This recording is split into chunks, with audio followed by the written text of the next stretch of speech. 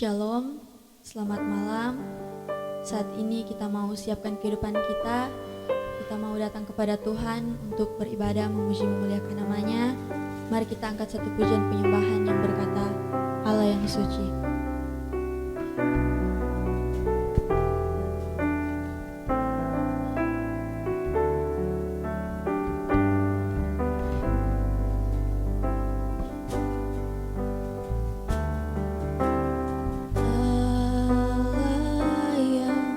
Suci, Maha Mulia, Kau disanjung sembah selamanya, surga bumi pun nyanyikan. Bapa yang kekal, Maha Kuasa, Kau disanjung sembah selamanya, surga bumi pun serukan. Haleluya, haleluya. Oh kudus, kuduslah Tuhan. Haleluya, haleluya. Terpujilah nama Tuhan. Mari sama-sama kita angkat pujian ini dari awal. Allah yang suci, Maha Mulia, Kau disanjung sembah selamanya, surga bumi pun nyanyikan.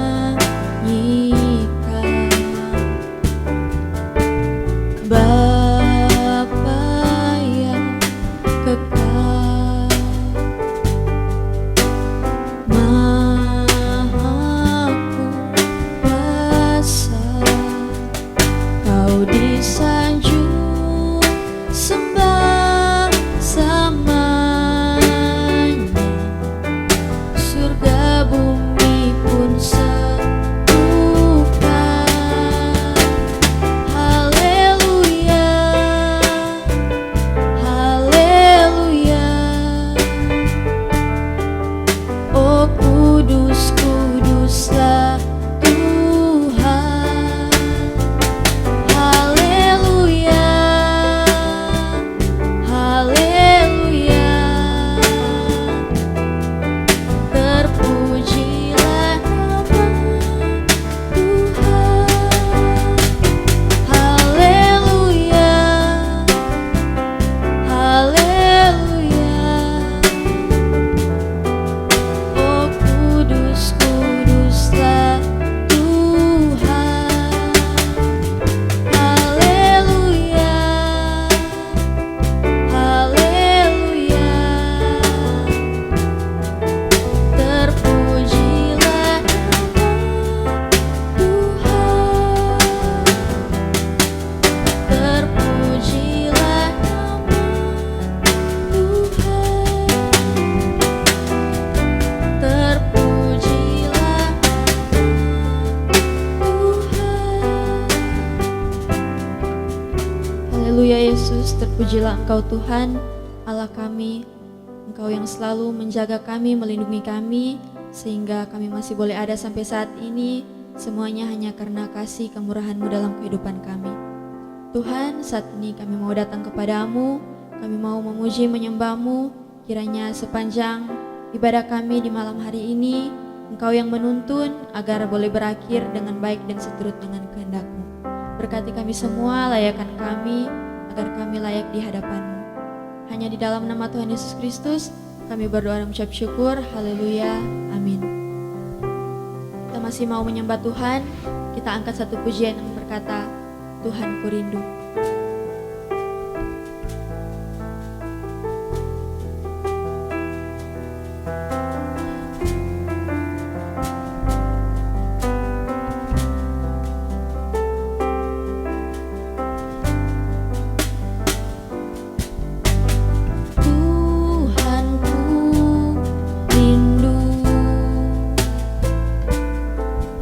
Masuk dalam hadirat-Mu, jiwaku menanti,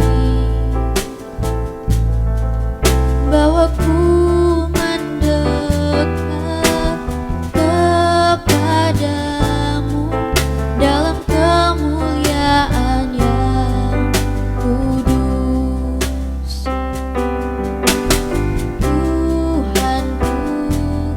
Rindu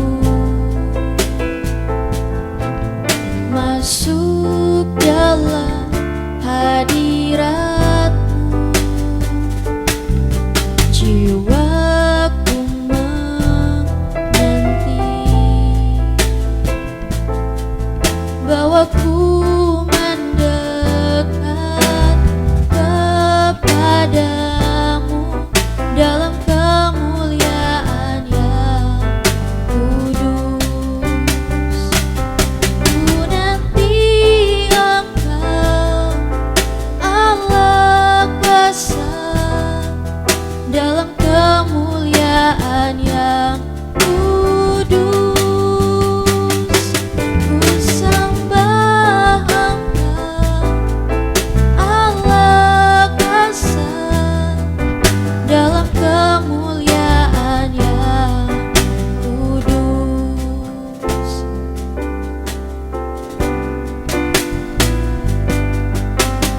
Tuhanku rindu masuk dalam hadirat-Mu, jiwaku menanti, bawaku mendekat kepadamu dalam kemuliaan yang kudus. Ku nanti Engkau, Allah kuasa, dalam kemuliaan yang kudus. Ku sembah Engkau, Allah kuasa, dalam kemuliaan yang kudus. Dalam kemuliaan yang kudus. Dalam kemuliaan yang kudus. Kita masih tetap mau menyembah Tuhan. Kita ganti pujian tadi dengan pujian penyembahan yang berkata, selidiki aku.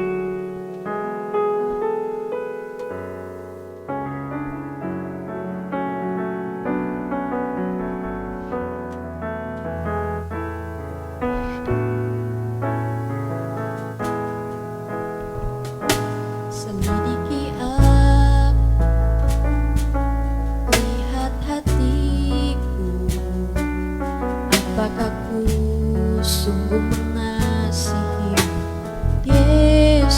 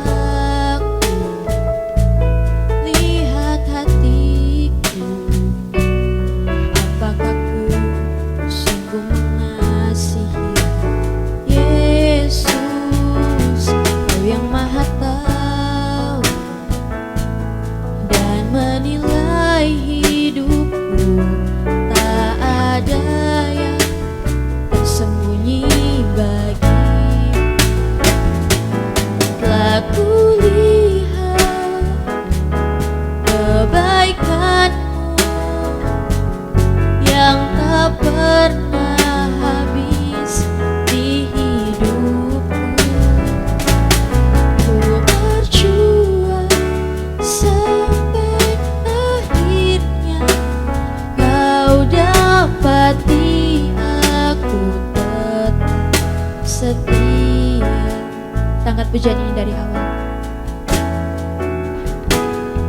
Selidiki aku, lihat hatiku, apakah ku sungguh mengasihi Yesus, Kau yang Maha Tahu dan menilai hidupku. Tak ada yang tersembunyi bagimu. Aku lihat kebaikan-Mu yang tak pernah habis di hidupku. Ku berjuang sampai akhirnya Kau dapati aku tetap setia. Aku lihat kebaikan-Mu yang tak pernah habis di hidupku. Ku berjuang sampai akhirnya Kau dapati aku tetap setia. Kau dapati aku tetap setia.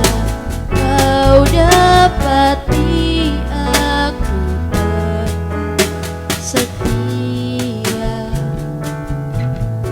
Terima kasih Tuhan untuk kesempatan tadi kami telah memuji menyembah Engkau. Kiranya pujian penyembahan kami boleh berkenan di hadapan-Mu, menyenangkan hati-Mu. Tuhan, tiba saatnya kami rindu untuk mendengarkan kebenaran firman-Mu. Kiranya Engkau berkati setiap kami yang ada di tempat ini maupun ada di tempat masing-masing, agar kiranya kami boleh diberikan hikmat, kami boleh mengerti dan memahami, bahkan kami boleh melakukan setiap firman-Mu. Tuhan, berkati hamba-Mu yang akan memberitakan firman, kiranya dia boleh berkata-kata seturut dengan kehendak-Mu. Hanya di dalam nama Tuhan Yesus Kristus kami berdoa dan mengucap syukur. Terpujilah Engkau Tuhan dan Juru Selamat kami yang hidup. Haleluya, amin. Saat ini untuk kebenaran firman Tuhan saya serahkan kepada Pak Gembala.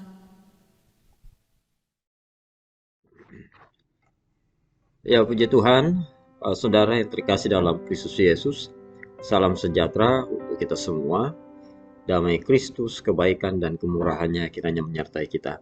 Mari sama-sama kita membuka Alkitab kita akan membaca, merenungkan kebenaran firman Tuhan, belajar dari kebenaran firman Tuhan. Kali ini pembacaan terambil dalam Injil Matius pasal yang ke-10. Injil Matius pasal yang ke-10 ayat yang ke-16. Injil Matius pasal yang ke-10 ayat yang ke-16 dan nanti kita pindah pada ayat yang ke-29 sampai 31. Demikian kebenaran firman Tuhan.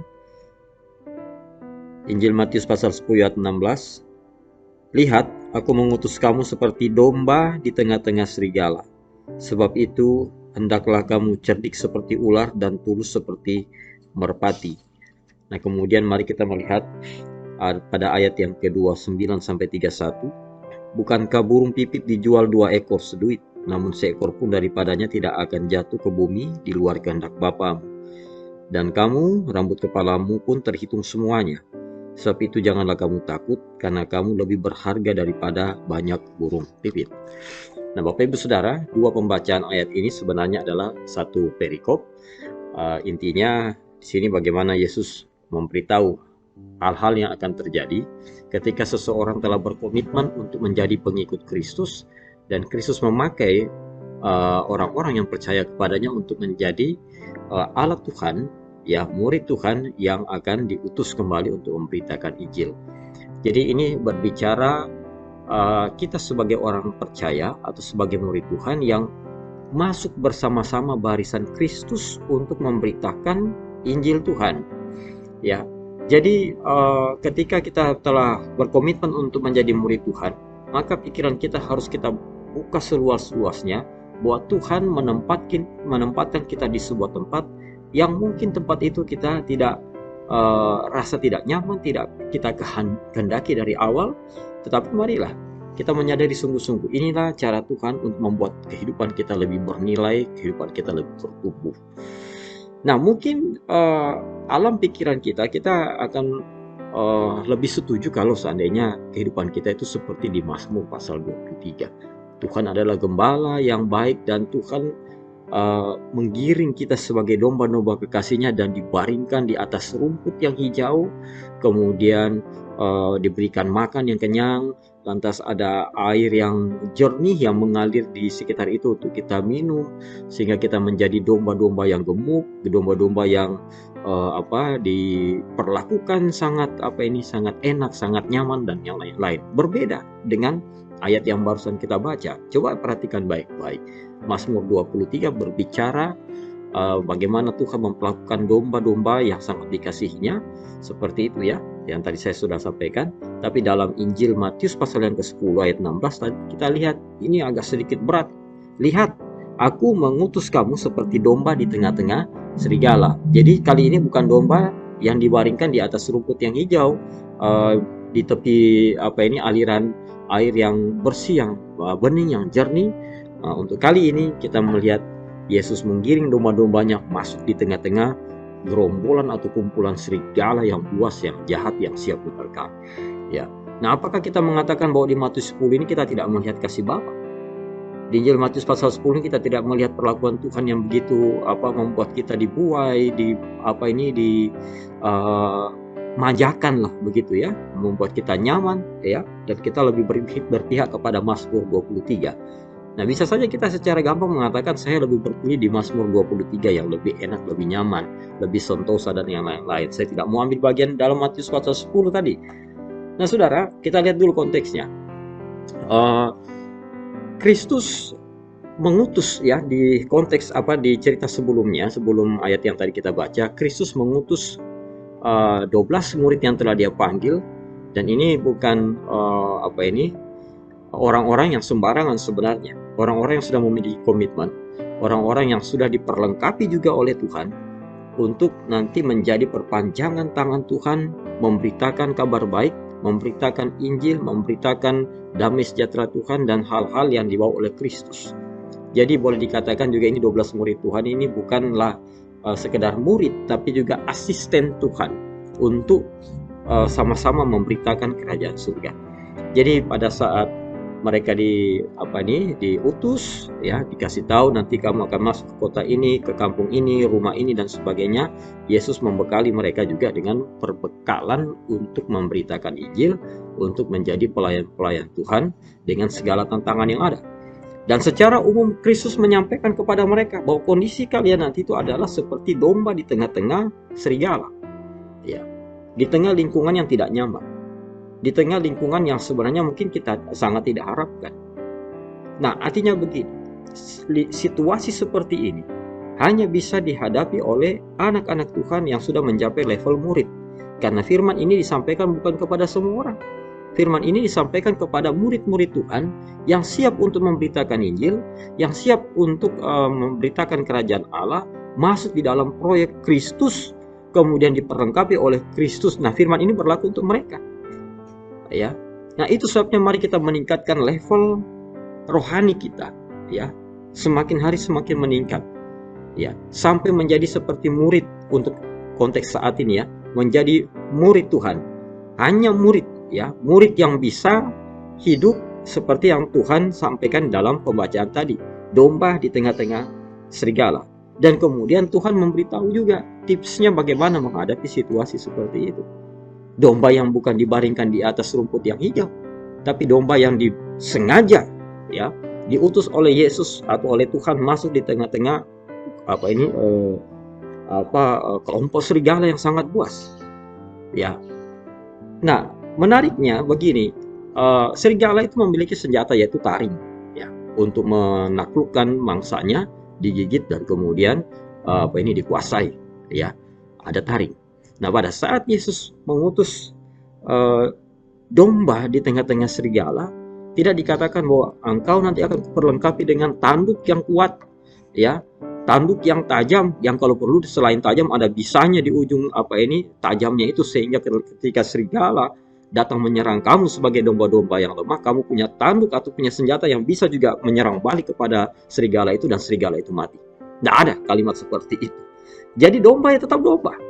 Tidak ada bagian tubuh yang ditambah sebagai senjata untuk melawan serigala, tidak. Tetapi di sini Tuhan memberikan sebuah perbekalan untuk mengatasi atau bisa menghadapi keberingasan, kebuasan serigala-serigala, yaitu apa? Cerdik seperti ular dan tulus seperti merpati. Ini bukan berbicara senjata tajam atau senjata berkelahi, senjata berperang. Ini berbicara sebuah strategi kehidupan. Strategi kehidupan, hikmat yang datang dari Tuhan, sehingga kita dimampukan untuk menghadapi setiap situasi yang ada di sekitar kita, baik dari kondisi yang terjadi maupun dari orang-orang tertentu yang mungkin buasnya sudah hampir sama seperti serigala. Seperti serigala yang siap menerkam kita, dan kita diberikan hikmat, diberikan strategi kemampuan berstrategi dalam hidup ini supaya kita bisa menghadapi itu semua. Cerdik seperti ular, tulus seperti merpati. Kalau saya mungkin menyederhanakan strategi dalam kalimat yang mungkin kita bisa dengar sehari-hari atau kita bisa pahami sehari-hari, artinya begini: pakailah akal kita yang telah diterangi oleh Roh Kudus, dan juga gunakanlah hati yang dimana ada Kristus bertahta di situ. Dengan akal kita bisa memikirkan apa yang harus kita kerjakan, mana yang harus kita ambil, strategi apa yang harus kita lakukan dengan hikmat. Banyak kok tokoh-tokoh Alkitab di dalam Alkitab yang juga dipakai oleh Tuhan dengan hikmat yang luar biasa. Ada Daniel, ada Salomo, dan yang lain-lain.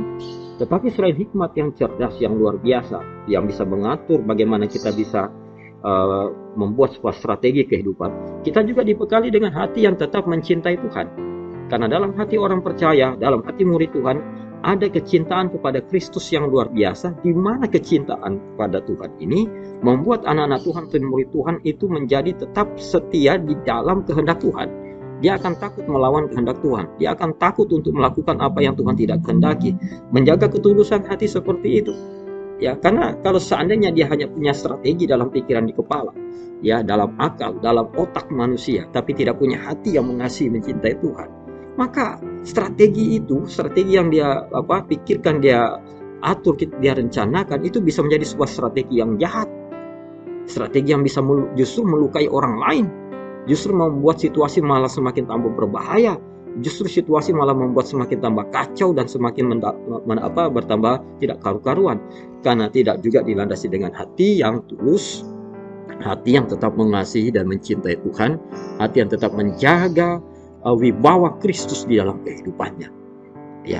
Nah, tapi juga sebaliknya, kalau dia cuma menjaga hati yang mencintai Tuhan tapi dia tidak menggunakan akalnya, padahal akal juga itu adalah pemberian Tuhan, maka dia menjadi orang yang seperti mudah sekali untuk diomong-ambingkan sana sini, hanya menjaga perasaan takut orang tersinggung, takut nanti terjadi ini dan sebagainya. Dia tidak berani mempergunakan akalnya, sehingga dia menjadi orang yang mudah dipermainkan, orang yang mudah ditipu, orang yang mudah terombang sana sini.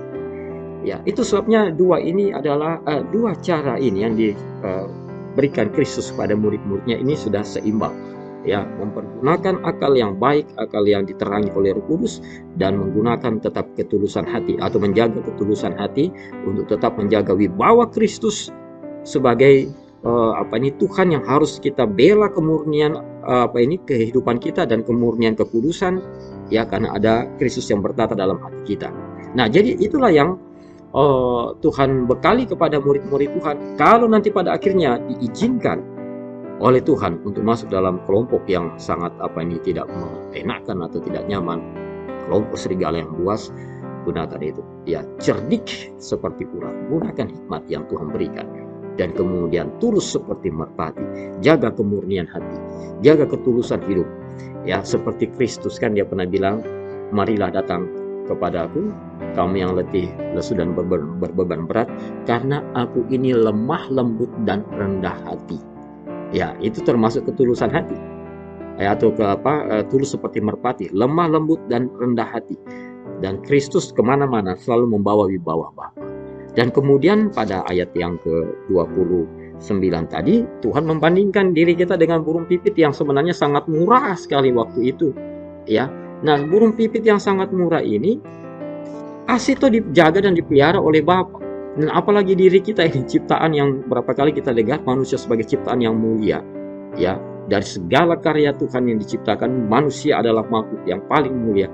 Masa Tuhan tutup mata? Tidak akan mungkin. Ya, burung pipit Tuhan pelihara sedemikian rupa, apalagi ciptaan yang paling mulia, yaitu manusia. Apalagi manusia di dalam Kristus yang telah menjadi murid Tuhan.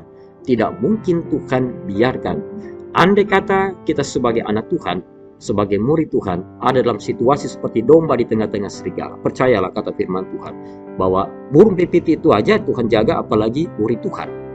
Murid Tuhan yang di tengah-tengah lingkungan serigala, tetap Tuhan akan jaga, Tuhan bela, Tuhan tolong. Asal terapkan dua tadi, tetap gunakan hikmat yang Tuhan berikan bagi kita yang telah diterangi oleh Roh Kudus, dan tetap jaga kemurnian hati yang tetap mengasihi, mencintai Tuhan, menjaga kehormatan Kristus di dalam kehidupan kita dan dalam kehidupan sehari-hari di tengah-tengah masyarakat. Ini situasi yang tidak bisa kita hindarkan. Tapi puji Tuhan, asal level kita sebagai orang percaya adalah murid Tuhan, maka kemanapun kita sebagai domba dibawa oleh Tuhan, apakah dibaringkan di atas rumput yang hijau atau di tengah-tengah gerombolan serigala yang buas, tidak jadi masalah. Ya, Tuhan tetap melengkapi kita dengan kelengkapan yang cukup, dan juga Tuhan tetap membela dan memelihara kita semua. Amin. Kebenaran firman Tuhan, Tuhan memberkati kita semua. Mari kita sama-sama berdoa. Terpujilah namamu Tuhan. Kami ucap syukur untuk kemurahan, kebaikan, kasih sayang Tuhan dalam waktu yang Tuhan berikan bagi kami untuk kami membaca dan merenungkan sabda firman yang kudus. Mari Tuhan bawa terus kehidupan kami menjadi orang percaya, juga sekaligus menjadi murid Tuhan, yang sekali waktu ketika Engkau tugaskan kami untuk juga memberitakan kabar baik, memberitakan Injil di tengah-tengah masyarakat, dan situasi kami berada seperti domba di tengah-tengah serigala, kami tidak menjadi takut, cemas, dan gelisah. Kami tetap percaya bahwa Tuhan sudah membekali kami dengan bekal yang cukup, dan juga Tuhan tetap akan memelihara kehidupan kami sebagai kekasih-kekasih Tuhan yang sangat Tuhan jaga, Tuhan bela, Tuhan tolong, Tuhan pelihara. Meteraikan firman-Mu dalam kehidupan kami semua ya Tuhan. Berkati seluruh umat-Mu, jemaat-Mu yang telah bergabung dan mengikuti siaran ini atau tayangan ibadah ini. Mari Tuhan jaga, lindungi semuanya Tuhan, pelihara dalam kasih-Mu. Jika ada yang sakit Tuhan sembuhkan, yang lemah Tuhan kuatkan, yang menghadapi pergumulan Tuhan juga memberikan kemampuan. Terpuji nama-Mu Tuhan Yesus Kristus. Jangkau kami semua dengan kasih sayang-Mu dan dengan pemeliharaan-Mu. Kuatkan iman kami, agar kami tetap percaya bahwa Tuhan adalah pengharapan kami satu-satunya yang tidak akan pernah meninggalkan kami. Terpuji nama-Mu Tuhan Yesus Kristus. Kami ucap syukur, kami berdoa, sempurnakan apa yang telah kami kerjakan, pelayanan kami, persekutuan kami saat ini, sempurnakan semua dalam kasih kemurahan yang besar. Kami ucap syukur dan kami berdoa dalam nama Tuhan Yesus Kristus. Haleluya. Berkat Allah Bapa, kasih sayang Tuhan Yesus Kristus, persekutuan dalam kematian, kebangkitan Kristus, serta dalam Roh Kudus, kiranya tinggal tetap menyertai kita sekalian, mulai saat ini sampai selama-lamanya. Dalam nama Tuhan Yesus Kristus. Haleluya. Amin. Puji Tuhan. Salam sejahtera, salam sehat. Tuhan memberkati kita semua. Amin.